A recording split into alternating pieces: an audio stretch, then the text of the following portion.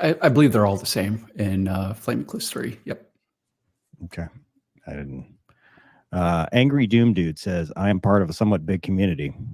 Must than anything, I wait the DTC patiently. We'll be able to share DTC files with friends and wingmen. Love the show. Love DCS. Thanks for all you do. That is the plan. And actually, even in our design specifications, one of the things we have in there is the ability to share those DTC files. So again, it's in the plans, but I can't promise it because there's always the possibility that for one technical reason or another, it may not be possible. But off the top of my head, I can't see any technical reason why it shouldn't be. But all I can say right now, it is planned. I'm muted. Wags, are we getting a Mitsubishi Zero? How far will Marianas be expanded? How close is Dynamic Campaign to being cooked and ready? Yeah, so the A6M5 is coming. Actually, you can even see in the video several times. It'll definitely first be released as an AI. As for a flyable, we'll talk about that later. Oh, as for the Marianas, it's not being expanded. Actually, even right now, most people realize that the island chain actually goes really far north, much further north than most people realize. Even in the modern day versions, there's really no reason to expand it at this point. It's more about adapting all the islands from modern day to summer 1944. Will we ever be able to drive a submarine? Why would you want to? But continue. In the Marianas Trench. I want to do some sub wars with the Chinese. Wags is like, we have to make money on this. So no. Yeah. It's not a lucrative. I'm just saying, Jane's had a submarine sim, didn't they? Wasn't that one of the Jane's things? Eventually they went subs back in the NAM. 688 Jane. Something like that. Certainly not in the immediate plans. Maybe can Gonky drive the carrier 30 years from now? Ooh, yeah. I don't know. Like that. Dude. So driving the carrier, that will be possible with Supercarrier. Is one of the things we're adding is the ability for players to, set the heading, set the speed. Could be a set all carrier. The lights up, set up the comms. So WOMBAT can tell you sometimes GCI control, so on. Sometimes when the weather's a little sketchy and you're airborne, right? Sometimes the boat will come up and ask for, hey, how's the weather look over there? Hey, so recommend heading about it's like every day. Right. Left on their own accord. Clear air, please. Right. Left on their own accord, they will sail straight into the thickest fog bank possible. Hot like, dog you tell them like, hey, 090, and like the ship, you're like, I'm driving it. So maybe I have driven. That's like what it's like being an LSO, having that control over. Wags. Mayur says, can we please add some sort of self-preservation for SAM? Community has done the stuff with Skynet IADS. Maybe that can be included in some, please. Hey, movers, do you want to play that phone in question? Yes, I can do that now, sir. We have a phone in question. And it's relevant. It is. Relevant. Here we go. Let me find it. It's there you go. Shoot down the incoming anti-radiation missiles, and they generally just lob missiles at the max distance possible. Why not just use the community solution of Skynet IADS, which add much more challenge when fighting SAMs? Why not just make it officially integrated in DCS to make SAMs much more engaging to fight against? How can I be a badass virtual fighter pilot without defeating badass virtual enemies? Thanks, guys. Love your show. Bye. Hello, Mover, Gonky, WOMBAT. Oh, sorry. Continue. Right. So it's a bit of a loaded question. I'm sure it is easy for some to evade, but certainly not for others. So what's easy for some may not be easier for others. So such qualifications kind of need to be made. But as towards improving the SAMs, absolutely. There's no doubt about that. And I think we've even talked about this publicly, that we are actually looking into an IADS systems. We're really hesitant about using a third-party system just because the ability for us to support it. Anything we put in the game, we have to be able to support ourselves, but also outside of DCS. That's all I'll say about that. So anything we do on the IADS side has to be done internally. And it is certainly something that we are designing. Whether or not it'll be ready for 2024, I don't know. I can't make any promises on that. but it's certainly something we recognize and want to improve to have a much more robust, or actually not even robust, no kidding, integrated air defense system that gives it a lot more challenge, whether it's, turning off the radars on and off, whether it's getting target cues from other radars to a tracking radar, what have you. So it's something we're very well aware of, but it's something we're going to have to do internally. I'll just say that be careful what you wish for. Yeah. If you want this thing to be too realistic, it's going to stop being fun when it's like real life. Well, that's kind of what I was getting at too, is even right now, because I have a whole other, element of our customer base that says the SAMs are too hard. Right. So, ideally what we need to do is have a more scalable SAM system to, make it very challenging for, the guys like this who are experts at flying DCS, but at the same time, make it approachable for guys that aren't, who are coming in and just getting blown out of the sky left and right and just getting frustrated and hanging it up. So it has to be more scalable that way. And even right now in the editor, you can, do a degree of scaling right now, also using triggers and things like that. So, there are ways even right now to scale it, make it easier and harder. But, again, I'll be the first to recognize there's additional work that still needs to be done. I want the Top Gun Maverick level of SAMs that just like I can smoke in the air and then I can go save Gonky just by my presence. People need to realize that there's a lot of SAMs out there where you probably not gonna make it. Yeah, like, I hate breaking you get into this realism and you're just like, well, mission's over, boys. We didn't. Fifth gen. What are you talking about? We talked about the WAGs IADS. Gonky, prepare yourself for the WOMBAT. The WOMBAT thing, right? The what? WAGs, any word on new static buildings and other units, other country of military equipment not in game? Well, we talked about, the MRAP and the new M1. Outside of that, there are some additional air and naval units we're working on, but we haven't announced those yet. Gotcha. Zippers Forever says the wheels need to be chalked. Does anyone read NATOPS? He's talking about Gonky's toilet. Toilet has wheels. RabFac for A6 A1D update. What? I have no idea what that means. Yeah. Okay. Oh, A1D is talking about the Skyraider. Skyraider. That's done by a third party, and generally, as a rule, I don't comment on updates for third-party products. I have no idea what RabFac is. Probably an airborne FAC A. Maybe I've never heard that expression before. It's probably just a generic. Any plans to go connect current maps together?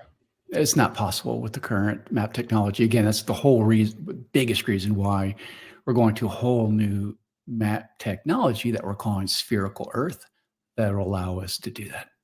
Oh boy, people were citing DCS as the reason the Earth is flat. Oh, we're going to crush their worlds. Nice, right? Yeah.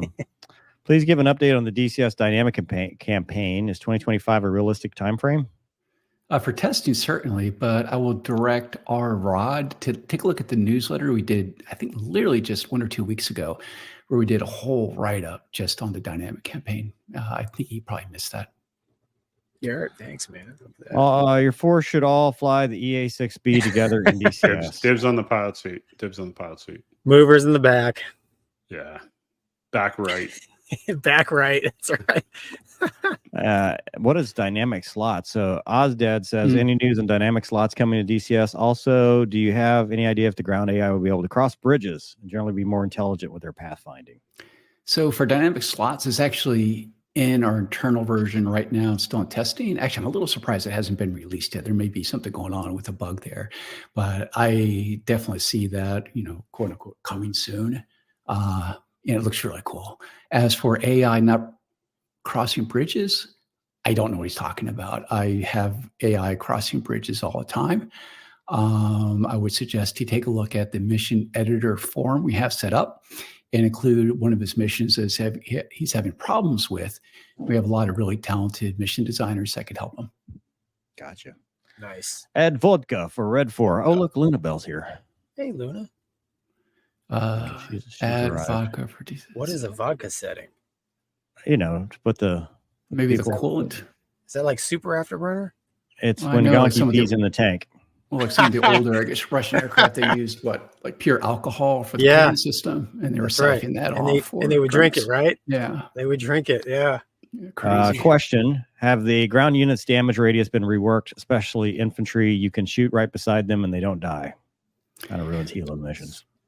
So with the current system right now, it's all based on blast radius, not fragmentation. But what we did is then we expanded that the blast radius to account for the fragmentation. But it was a bit of a kludge. But what we're working on, right now, is actually adding a no-kidding fragmentation model in addition to the blast pressure wave damage as well.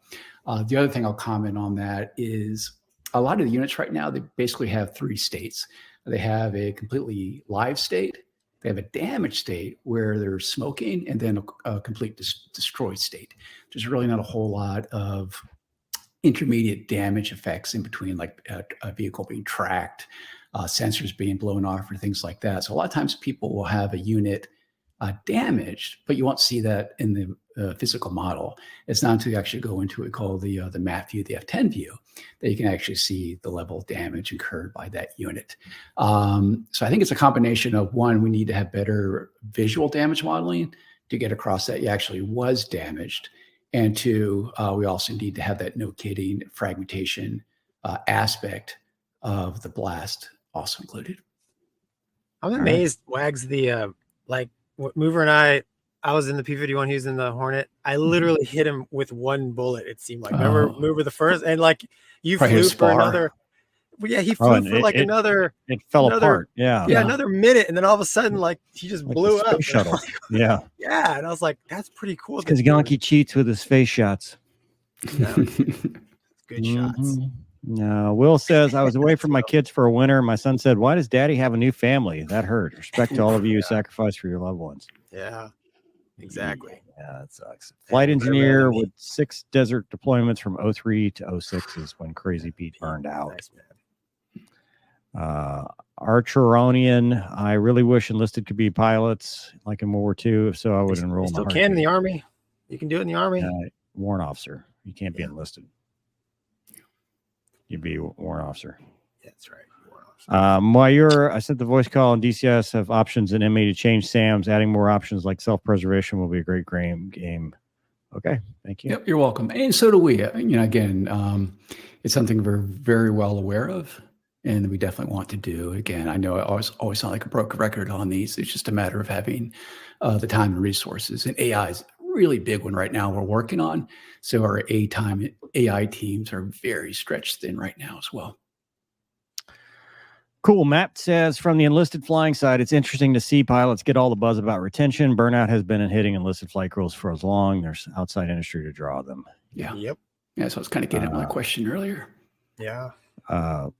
Weddy and Mags asked me if I fell asleep. No, I was looking down at current breaking news over here. Deep intel. Deep. Donkey, you piss people off with this. Dude, it's I can't tell you how many triggered people get, why you should be uplifting everybody. It's like, shut up.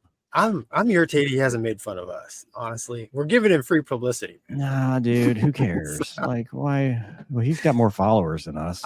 By 2009, most of my peer group was disgusted with the lies and whitewashing reality in Iraq and Afghanistan. Both my kids gave up on the military after living through my 7 kinetic deployments. Dang, dude, that's a lot. Geez. And then, Gonky, you're racking up on the rupees. Mayur says, by the way, both Wags and Wombat Mental Health Man has been very helpful. Also, Wags, have you had a Delta Sim yet?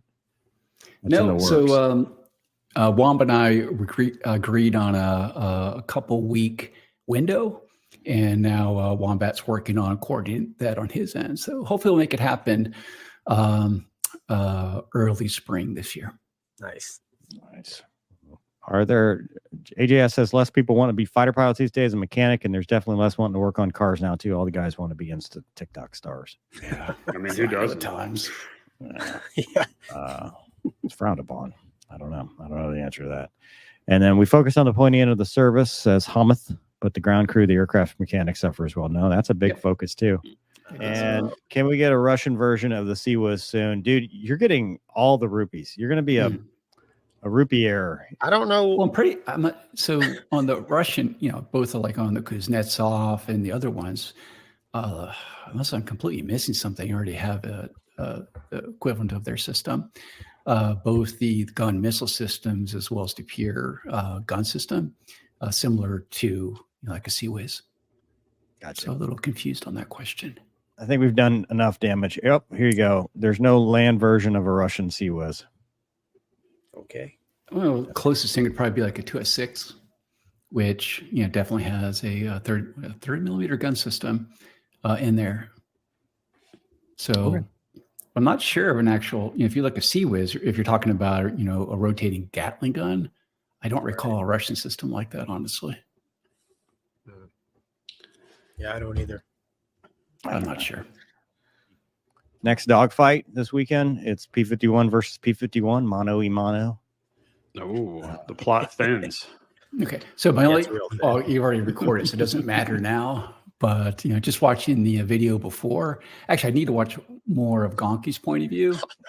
But it's really easy to over control on the stick, install the wing, get that kind of snap on you. So Wags, how do you fly? Like when it starts to go, what do you do? Because Mover and I did two different things. I just come back on the stick and not stall that wing. So what I do, you come back on the throttle over there. Yeah, that's what I was doing. And keeping my speed up. I just don't get slow. No, it'll do a fast one. Oh, it'll do a fast one. It will. It will snap. It'll snap roll on you going fast too. Yeah, Wags, that honestly, the P-51 was my favorite because I actually I had to use my brain a little, you just don't point it and go. So I really enjoyed it. I think, one of the most difficult things, and I see this actually with real fighter pilots more than gamers, is stick force. Because, all the guys who have done it for real, they have a lot of muscle memory about, like, if you're a Viper, you want to go 9G, go, 20 pounds full grunt. Yes. Or even the Hornet, you're going to have different stick forces, based on, what the conditions of the aircraft are at that point. Whereas, 99.9 joysticks you have on your desk, it's going to be the same force throughout practically. So it's really easy to, go full backstick without that feedback of the stick of the force to say, hey, I'm really pushing at this point. And which I think you talked about this earlier too. We were talking about the HUD, that you also don't have that, feel in your pants of what the aircraft is doing and how close it is to depart. So I think between not having that physical feedback from the aircraft combined with the lack of stick forces that you would associate based particularly like on a high speed situation, it's really easy to over control the aircraft sometimes. Yeah, I started learning really quick though, like the visuals though, right? So visually it would give you, I could almost see above it. Well, also if you listen, if you put the volume up kind of high, when you start to get to a higher alpha state on the Mustang, you'll actually hear a little bit of a whistling sound. Oh, so when I start to hear that, I'll back off on the alpha just a little bit until it goes away. Yeah, I had the sound of the 50 cals just blowing holes in Mover's jet, so I couldn't hear that. Right. Just kidding. Gonky is unable to do what's called a gun track kill. It's all snapshots. It's all in the face. Luke Skywalker. He doesn't know how to maneuver to a control zone at all. Oh, hey man, a kill's a kill, bro. Just saying. Top Gun recommends you go to the true control zone. That's how you get dead fighting anyways. So you noticed in Star Wars New Hope in the battle, I'm just not going to complete dork here, but in the battle for the Death Star, most of the shots that Luke Skywalker takes are face shots. See, I have the Force, bro. There you go. Gonky, that means you're a nerd. Look, man, Star Wars nerd is what Gonky is now. I was taught in the Hornet, you go for the face throat. shot. No, yeah. Put the knife in the ram knee, them, ramming the speed. throat. Ramming speed. Go. Look, you can't run. In the Hornet, you can't run, dude. So you must win. That means at all costs. Gonky, you know what? After a full weekend, this is a long time. This is a lot. This is a lot. It's a lot of Gonky exposure. But hey, buy a coin. Oh, there they There are. you go. Oh, nice. Those are nice. Wow. Yeah.